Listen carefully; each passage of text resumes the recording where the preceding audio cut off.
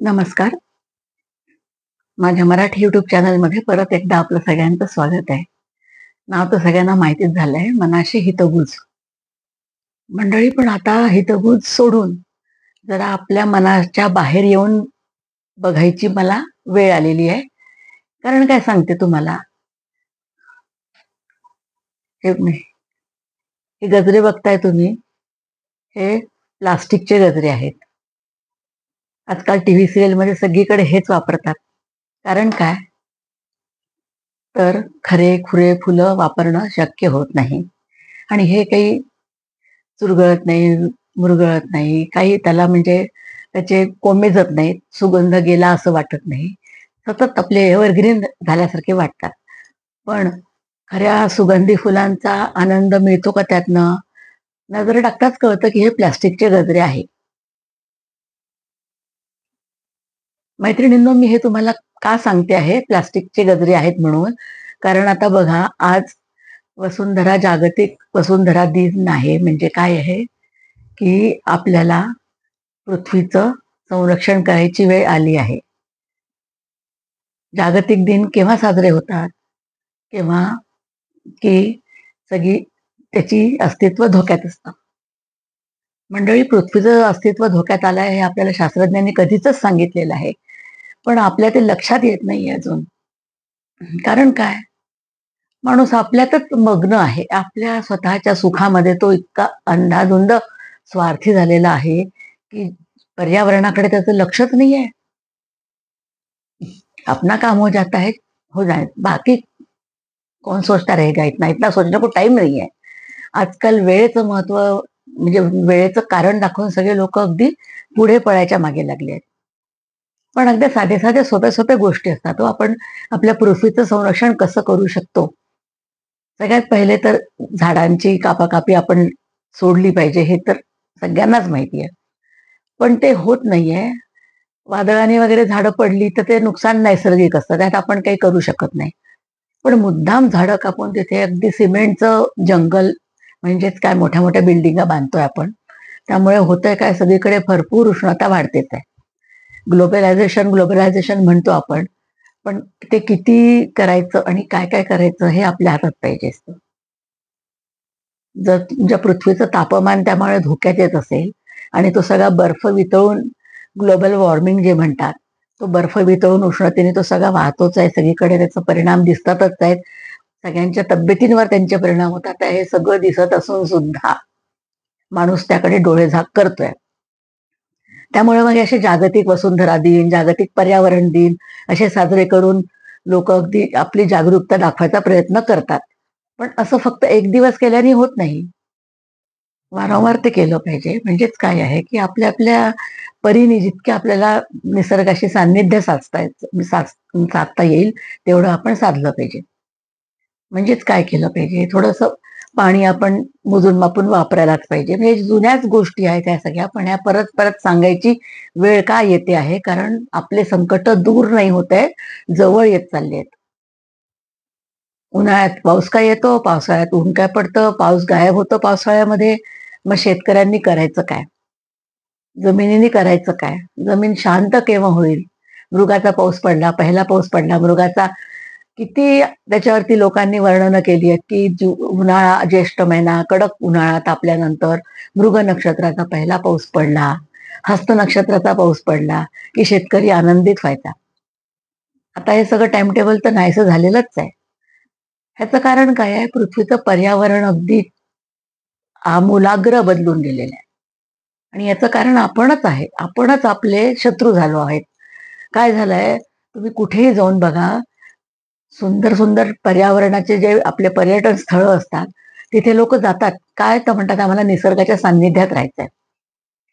मस्त रिसॉर्ट शोधतात, तिथे स्विमिंग पूल असतो, मागे ते एखादा धबधबा असतो, तिथे जेवायला अगदी चुलीवरची भाकरी किंवा चुलीवरचं पिठलं बिठलं असं काय काय ते आकर्षण असतं. परत म्हणजे जे गांधीजींनी म्हटलं होतं, की खेड्याकडे चला, तोच सीन आपण परत क्रिएट करतो.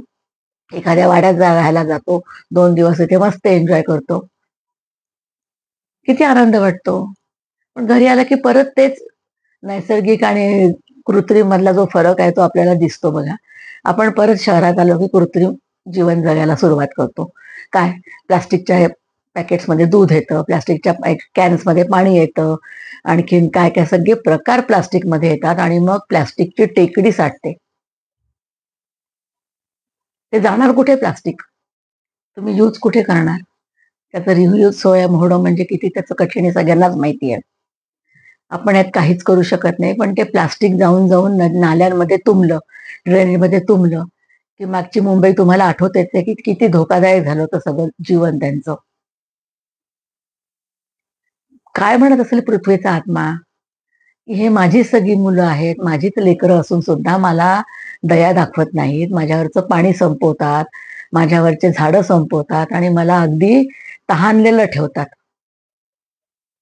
मग पुढचा उद्याचा काळ आपला कसा राहील हा आपणच विचार केला पाहिजे. हे मी जागतिक वसुंधरा दिन निमित्त तुम्हाला सांगायचा थोडासा प्रयत्न केला आहे. त्याचे उपाय सगळ्यांनाच माहिती आहे, सगळ्यांना सगळं माहिती आहे.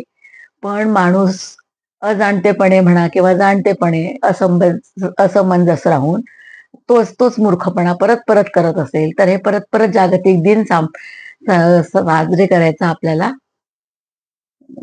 कार्यक्रम साधावा लागतो. त्याशिवाय काही गत्यंतर नाहीये. आणि म्हणून मग एक नवीन आता परत 5 जूनला आपलं जागतिक पर्यावरण दिन येईल. मग परत झाडं दान करणं होईल. इतके झाडं लावा. त्याचा आपण 1 कोटी झाडं लावायचा संकल्प करू. असे मोठे-मोठे संकल्प होतील. पण ते संकल्प केले, झाडं लावले, मग त्या झाडांचं तुम्ही नीट संगोपन केलं का? झाडं म्हणजे आपली बाळच असतात. त्यांना रोज पाणी द्यायला पाहिजे. त्यांना गाई म्हशींपासनं वाचवायला पाहिजे. म्हणजेच काय होतं पुन्हा, गाई म्हशींना योग्य चारा मिळाला तर ते झाडं कशाला खातील बघा. ही अशी सायकल चालू राहते. ही अशी सायकल खूप मोठी आहे. ती कुठे तोडायची आणि कुठे थांबवायची हे सगळं आपल्यालाच बघावं लागणार आहे. मंडळी, खूप विचार करण्यासारखी गोष्ट आहे. मनात जर आलं तर पृथ्वी काय म्हणत असेल, हे असं डोक्यात येऊन खरंच म्हणजे विचार करावा लागतो आपल्याला आणि आपण निदान आपल्यापुरतं तरी आपण आंबे खाल्ले, सीताफळं खाल्ले, त्यातल्या थोड्याशा बिया आपण आजूबाजूला लावल्या ना, तर तुम्हाला सांगते 5-6 वर्षामध्ये ते फळं द्यायला सुरुवात करतात. त्यात काहीही कठीण नाहीये आणि त्याला विशेष मोठं कंपाऊंड लागत नाही आणि विशेष हां, 1-2 वर्ष काळजी घ्यावी लागेल पाणी द्यायची. बाकी मग ती थोडी मोठी झाली की आपोआप आपली जमिनीतनं पाणी घेतात. पण त्यासाठी आपलं पाणी जमिनीत शोषलं गेलं पाहिजे. म्हणजेच काय पावसाळ्याच्या पाण्याचा निचरा कुठे होईल हा विचार केला पाहिजे. काही-काही शहरांमध्ये कॉर्पोरेशनने अगदी मस्ट केलं होतं बिल्डर्स लोकांना, की तुमचं सांडपाणी तुम्ही तिथेच मुरवलं पाहिजे आणि सगळीकडे सिमेंट नाही वापरलं पाहिजे. थोडंफार माती ठेवली पाहिजे म्हणजे तिच्यात पाणी मुरेल. तर सिमेंटच्या फरशा आणि सगळं डिसेंट केलं, की मग त्यातनं पाणी जाईल कुठे जमिनीत? मग ते असं वाहत, वाहत, वाहत, वाहत कुठेतरी चाललं जातं. मग आपल्या ठिकाणी कोरडेपणा पडतो ना, मग आपल्या इथे पाणीच राहत नाही. मग कुठून तरी टँकरने पाणी आणा. म्हणजे पुन्हा ते चालूच झालंय कृत्रिम लाईफ सगळं आजकालचं. कठीण झालेलं आहे. पण आपल्याला आपली वसुंधरा, आपण आपल्या पृथ्वीला काय म्हणतो, काळी आईच म्हणतात जमिनीला आणि जमीन म्हणजेच पृथ्वी आहे, वसुंधरा आहे. तिचं संरक्षण करणं ही आपलं कर्तव्य आहे. पंचमहाभूतांपैकी पण एक पृथ्वी आहेच. तिच्यावरतीच तर आपले प्राण अवलंबून आहेत. तिला जर खराब केलं तर आपलं पण आयुष्य खराब होईल, असं खात्री बाळगून आपण आपल्या वसुंधरेची काळजी घेतली पाहिजे. आणि वसुधैव कुटुंबकम जे म्हणतो आपण, की पूर्ण वसुंधरा एक कुटुंब होऊ शकतं. ते होऊ शकतं. पण आपल्याला त्यासाठी प्रयत्न केले पाहिजे. नुसतं एक एक दिवस जागतिक वसुंधरा दिन पाळून होणार नाही. हां, काही-काही ठिकाणी त्याच्या कॉम्पिटिशन्स होतात आहेत, ड्रॉइंग्स होतात आहेत, त्याच्यावरती बक्षिसं मिळतील. पण हे थोडं एवढंच करून भागणार नाही. नाहीतर मग असे परत आपल्याला खोटे गजरे वापरणं सुरुवात करावी लागेल आणि ते खोटे गजऱ्यांची मजा खऱ्या फुलांमध्ये जी असते ती अशी येते का बघा बरं. एवढं बोलून मी माझं बोलणं थांबवते. आवडलं असेल तर लाईक करा, सबस्क्राईब करायला विसरू नका. नमस्कार.